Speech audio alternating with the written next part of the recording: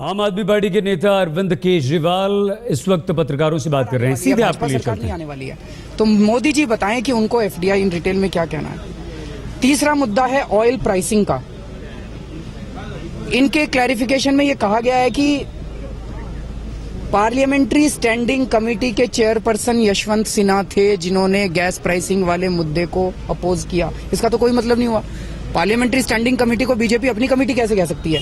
वो तो पार्लियामेंट की कमेटी, ऑल पार्टी कमेटी होती है। बीजेपी ने आज तक इस पे कुछ नहीं बोला, नंबर एक।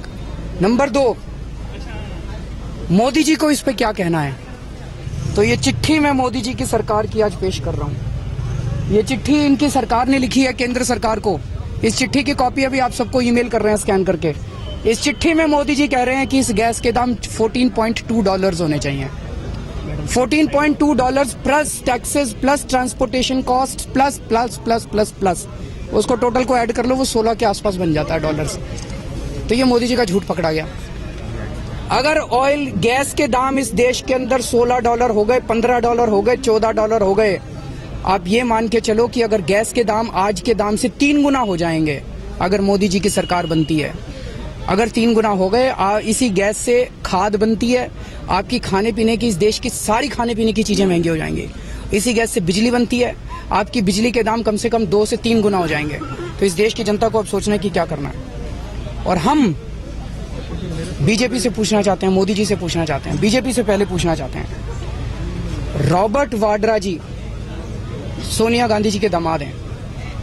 रॉबर्ट वाड्रा जी की जमीनों के घोटाले के बारे में हम लोगों ने खुलासा किया था अक्टूबर 2012 में।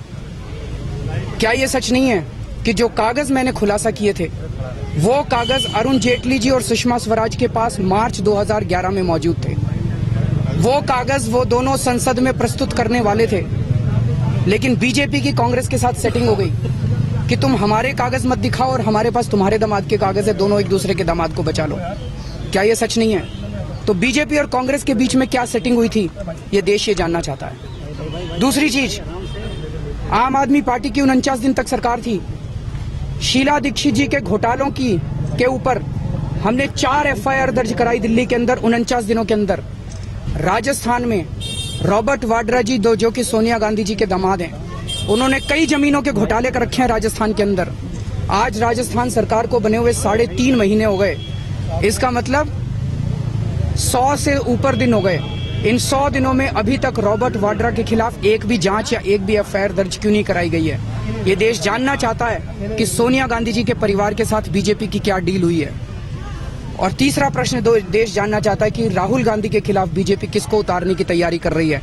अगर कमजोर कैंडिडेट उतारेगी बीजेपी तो देश के लोगों को शक होगा कि जैसे आज तक दोनों में सेटिंग होती आई है, आज तक नरेंद्र मोदी जी के खिलाफ कांग्रेस ने स्ट्रांग कैंडिडेट कभी नहीं उतारा।